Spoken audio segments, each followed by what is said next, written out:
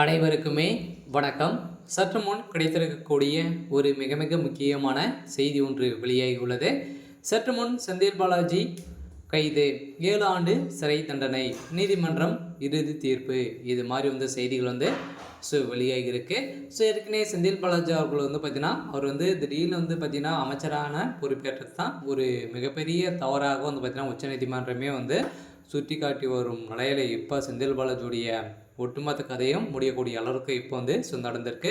ஏற்கனவே பார்த்தீங்கன்னா புழல் சிறையிலேருந்து இருந்தார் இல்லையா. எப்போ அப்படின்ற மாதிரி தான் பார்த்தீங்கன்னா அவர் ரொம்ப காத்துட்டு இருந்த நிலையில் மீண்டும் செந்தில் பாலாஜி அவர்கள் செய்த தவறால் இப்போ அவருடைய கதையை முடியக்கூடிய அளவுக்கு இப்போ சம்பவம் நடந்திருக்கு. இதை பற்றி இந்த வீடியோவில் நாம் முழுமையாக பார்க்கலாம். அதுக்கு முன்னாடி நம்ம சேனலுக்கு இப்போ தான் நீங்கள் முதல் முறையாக வந்திருக்கீங்க அப்படின்னா மறக்காமல் நம்மளுடைய சேனலை சப்ஸ்கிரைப் பண்ணி சப்போர்ட் பண்ணுங்கள். வாங்க வீடியோக்குள்ளே போகலாம்.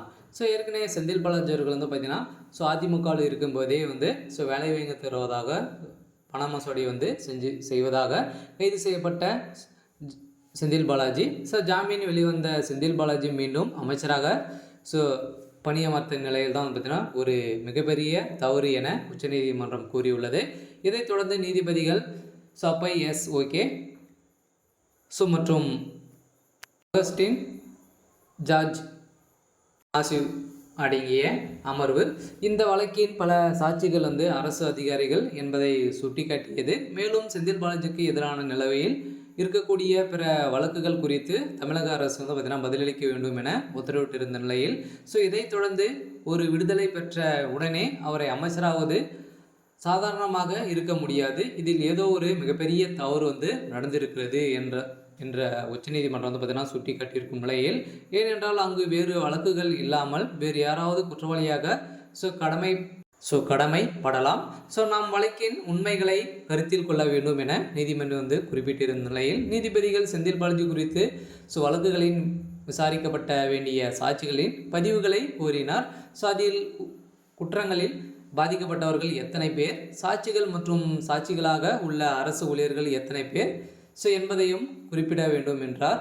இதைத் தொடர்ந்து மேலும் விசாரணை நடத்த வேண்டிய விவரங்களை உற்று நோக்கி நீதிமன்றம் அரசு அதிகாரிகள் மட்டுமல்லாமல் பாதிக்கப்பட்ட பணத்தை இழந்த பொதுமக்களும் சாட்சியாக இருப்பதை எடுத்திருக்கும் நிலையில் இப்போ செந்தில் பாலாஜியுடைய வழக்கில் ஒரு புதிய திருப்பமாக நீதிமன்றம் வழங்கிய தீர்ப்பால் இப்போ அவருடைய ஒட்டுமொத்த கதையும் முடியக்கூடிய அளவுக்கு தான் இப்போ சம்பவங்கள் நடந்திருக்கு.